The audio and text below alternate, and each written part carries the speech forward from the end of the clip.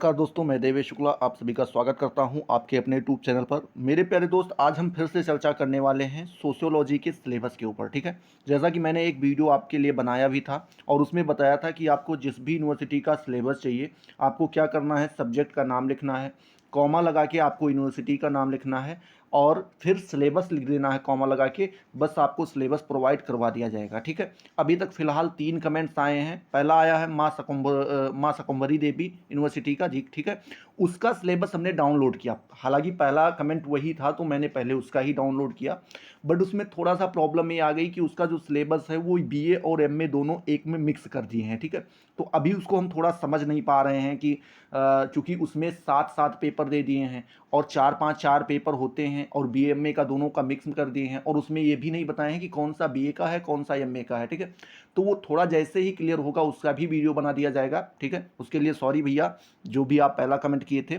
Second comment हमने देखा कि सिद्धार्थ नगर यूनिवर्सिटी का आया था, तो वहाँ का सिलेबस हमने डाउनलोड किया और उसको देखा। फिर वो पूरा सिलेबस आपका इंग्लिश में था, हमने उसका रूपांतरण हिंदी में किया और वो मैं आज आपको बताने वाला हूं सिद्धार्थ यूनिवर्सिटी का। तीसरा कमेंट हमारा था डॉक्टर राम मनोहर लोहिया अवध यूनिवर्सिटी। तीनों जो था वो सोशियोलॉजी का ही सिलेबस था। तो अब इसके बाद का जो वीडियो इसके बाद का जो वीडियो पड़ेगा वो sociology doctor Ram Manohar Lohia Awadh university का पढ़ने वाला है। तो वो लोग भी तैयार रहें, जल्द ही वीडियो लाया जाएगा। हालांकि आज हम जो चर्चा करने वाले हैं वो आपका सिद्धार्थ यूनिवर्सिटी कपिलवस्तु की जो है उसके बारे में हम चर्चा करेंगे। किसके बारे में?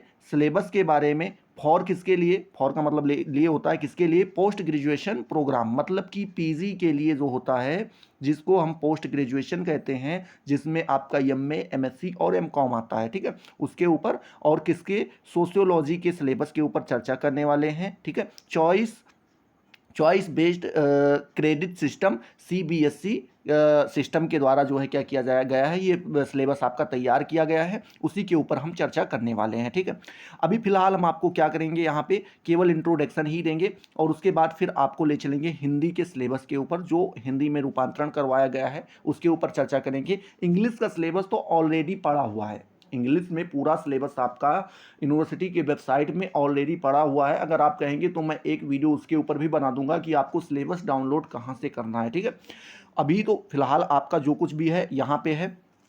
ठीक है, इसका इंग्लिश में पढ़ा है, हिंदी में हमने रूपांतरण किया है, थोड़ी बहुत मेहनत की है और अब आपके सामने हिंदी में मैं उसको बताने वाला हूँ। और उससे मुझे आपसे थोड़ा भी कुछ भी नहीं चाहिए, बस केवल एक लाइक और एक कमेंट चाहिए। अगर आपको पसंद आए तो आपको बस लिख देना है पार्ट 2 या पेपर 2, क्योंकि मैंने यहाँ पर अभी ट्रायल लिया है, केवल पेपर 1 का ही जो है सिलेबस तैयार किया है। अगर आपको पसंद आएगा, आप कहेंगे कि सर पेपर 2 भी लाइए, तो मैं पेपर 2 पेपर 3 पेपर 4 सभी को लेकर के आऊँगा। बट अभी हम केवल पेपर 1 के ऊपर चर्चा करने वाले हैं और आप कमेंट में बताइएगा। ठीक है, यहाँ पर दिया गया है department of sociology, faculty of art, मतलब कौन सी? सोशियोलॉजी का डिपार्टमेंट है और ये आर्ट फैकल्टी के अंतर्गत आता है। सिद्धार्थ यूनिवर्सिटी कपिलवस्तु, ठीक है, Siddharth Nagar Uttar Pradesh India. Pin code दिया हुआ है 272202। ठीक है, ये आपका यहाँ पे वो पिन कोड दिया गया है। अभी आप यहाँ पर देखें तो यहाँ पर क्या दिया गया है भैया, एक मिनट, हाँ, यहाँ पर दिया गया है एमए सोशियोलॉजी, टोटल क्रेडिट 100 दिए गए हैं। फर्स्ट सेमेस्टर का जो है क्या दिया गया है, आपको स्ट्रक्चर यहाँ पे दिखाया गया है। पहले देखिए, कोई भी सिलेबस अगर आप डाउनलोड करते हैं तो उसमें पहले स्ट्रक्चर्स दिखाए जाते हैं। स्ट्रक्चर्स मीन्स कितने पेपर होने वाले हैं, कौन कौन से पेपर होने वाले हैं। ठीक है, तो इस प्रकार से बताए जाते हैं। अभी चलते हैं यहाँ पे, देखते हैं। देखिए, यहाँ पे जो पहला पेपर है उसका कोड है MSOC 401, जिसका नाम है क्लासिकल सोशियोलॉजिकल थिंकर्स। ठीक है, ये आपके पेपर नंबर 1 का नाम है। क्रेडिट यहाँ पर आपको 5 मिलने वाला है। पेपर आपका कोर है। रिटर्न में आपको 75 नंबर मिलेंगे और 25 नंबर आपके स्कूल की तरफ से मिलेंगे, जो इंटरनल होता है, जो कुछ भी आप तैयार करेंगे उनके लिए पूछेंगे जो कुछ भी उनका उनके तरफ से जो कुछ व्यवस्था कराई जाएगी उसके अकॉर्डिंग टोटल आपको 100 नंबर मिलने होते हैं। ठीक है, पेपर नंबर 2 यहाँ पे देखिए 402 जो दिया गया है, ये बताया गया है मेथोडोलॉजी ऑफ सोशल रिसर्च, इसमें भी क्रेडिट 2। पेपर कोर होगा आपका, 75 नंबर लिखने के मिलेंगे, 25 नंबर यूनिवर्सिटी की तरफ से मिलेंगे और टोटल आपका 100 नंबर का पेपर होगा। पेपर नंबर 3 आपका दिया गया है सोशल चेंज एंड डेवलपमेंट। ठीक है, इस पे भी 5 क्रेडिट, कोर पेपर 75 नंबर, लिखित के 25 नंबर, स्कूल कॉलेज की तरफ से आप कह सकते हैं यूनिवर्सिटी की तरफ से टोटल 100 नंबर।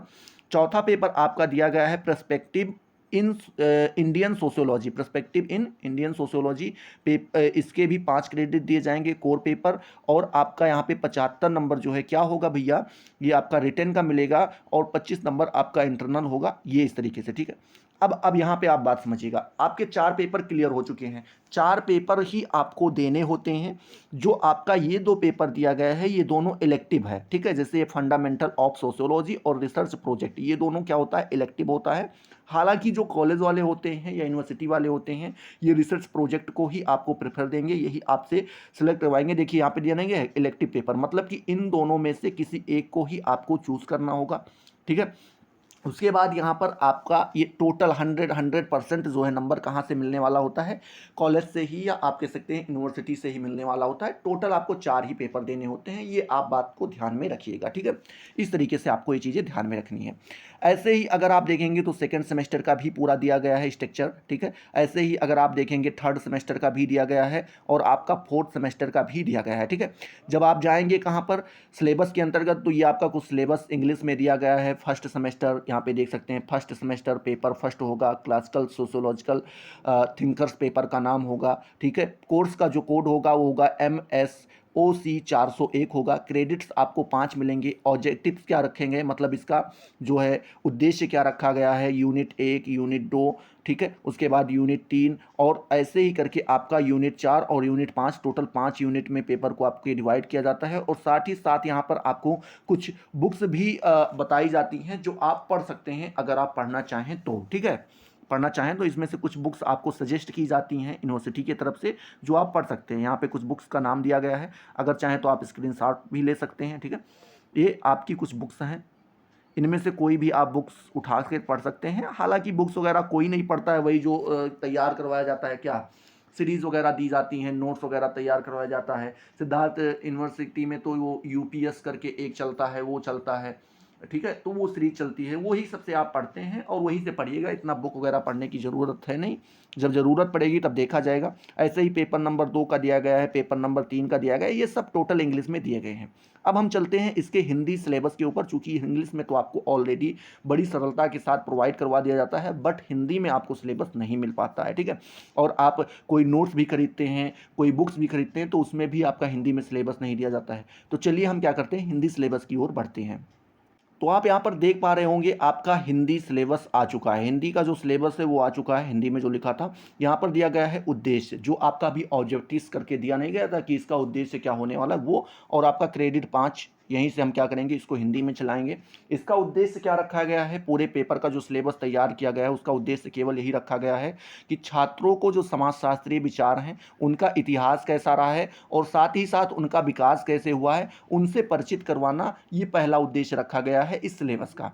दूसरा जो उद्देश्य रखते हैं वो रखते हैं समाजशास्त्र का जो विकास है उसमें अग्रदूत जो रहे हैं, मीन्स जो इसको आगे बढ़ाने का कार्य किए हैं, समाजशास्त्र को हमारे सामने लाने का कार्य किए हैं, इसको समाजशास्त्र को डेवलप करवाए हैं, उसको सभी के सामने रखने का प्रयास किए हैं, उनका योगदान कैसे रहा है और उनसे क्या करना है, उनसे भी परिचित करवाना है। यही 2 उद्देश्य हैं। पहला उद्देश्य क्या है कि समाजशास्त्रीय विचार के इतिहास और उसके विकास के बारे में छात्र जान सकें।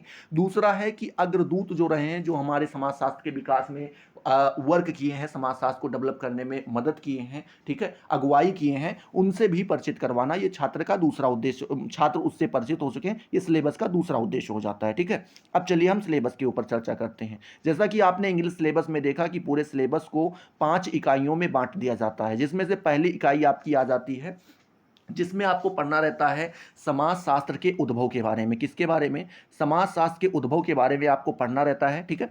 और उसमें भी आपको बौद्धिक संदर्भ में अगर देखें, क्या बौद्धिक संदर्भ में अगर देखें भैया, तो उसमें आपको पढ़ना क्या क्या रहता है, ज्ञानोदय, सामाजिक, आर्थिक और राजनीतिक ताकतों के बारे में, ठीक है। किसके, ज्ञानोदय, सामाजिक, आर्थिक और राजनीतिक, इतनी प्रकार की ताकतें रही हैं, इनका समाजशास्त्र के उद्भव में, उद्भव मीन्स कि जब समाजशास्त्र हमारे सामने आया, डेवलप हो रहा था, जब विकसित हो रहा था, जब ये अपना बृहद रूप धारण कर रहा था, तो उसमें हमारी ज्ञानोदय शक्तियां, ज्ञानोदय ताकतें कैसे काम की, हमारी सामाजिक ताकतें कैसे कार्य की, आर्थिक ताकतें और राजनीतिक ताकतें किस प्रकार से सहयोग दी, किस प्रकार से उनका कार्य रहा, उसके बारे में हम पढ़ेंगे।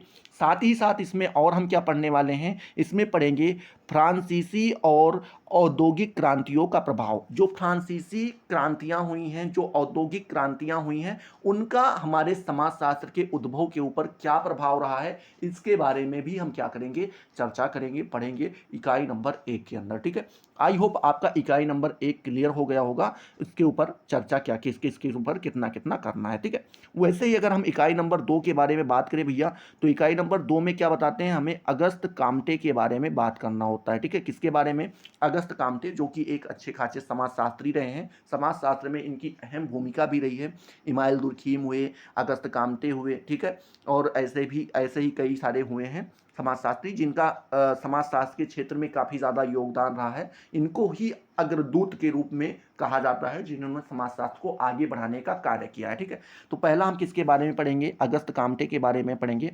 अगस्त कामटे ने मानव प्रगति का एक नियम दिया था, उसके ऊपर बृहद रूप से चर्चा करेंगे। उसके बाद विज्ञान का जो पदानुक्रम हुआ है, मतलब कि विज्ञान जिस प्रकार से एक एक पद में बटा है, उसके बारे में भी हम चर्चा करेंगे। अगला जो तीसरा इकाई नंबर सेकंड के अंतर्गत आता है, क्या आता है, सामाजिक स्थैतिक और गतिशीलता के बारे में पढ़ेंगे। ठीक है, सामाजिक जो हमारी स्थैतिक थी और कैसी सामाजिक गतिशीलता रही है, किस प्रकार से समाज धीरे धीरे आगे बढ़ता रहा है, किस स्पीड से बढ़ता रहा है, क्या क्या चीज़ें उसमें आती गई हैं, कैसी बाधाएं आती गई हैं, कैसी चीज़ें, कौन सी ऐसी चीज़ें रहीं जिन्होंने सहयोग किया है, इन सभी के ऊपर हम पढ़ेंगे, जिसके बारे में अगस्त कामटे जी ने बताया है।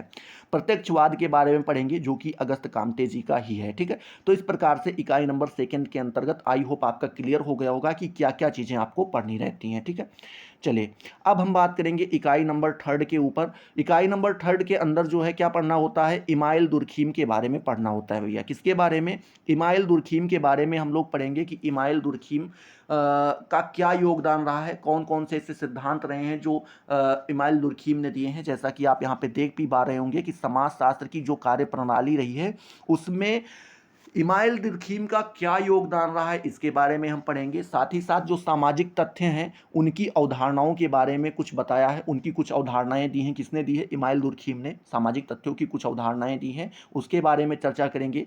समाजशास्त्रीय पद्धतियों के नियम के बारे में बात करेंगे, समाजशास्त्रीय कुछ पद्धति रही हैं, उनके कुछ नियम भी बनाए गए हैं, उनके ऊपर भी हम चर्चा करेंगे। साथ ही साथ इमाइल दुर्खीम ने श्रम विभाजन का एक सिद्धांत दिया है, उसके ऊपर चर्चा करेंगे। आत्महत्या का सिद्धांत दिया है, ठीक है, उसके बारे में भी हम चर्चा करेंगे। और नैतिक शिक्षा के बारे में भी हम क्या करेंगे, चर्चा करेंगे, जो कि इमाइल दुर्खीम जी ने दिया है। तो आपको इमाइल दुर्खीम जी का जो इकाई नंबर 3 है, इसमें इतनी सारी चीजें आपको एक एक करके पढ़नी रहती हैं, इन्हीं के ऊपर चर्चा करना रहता है।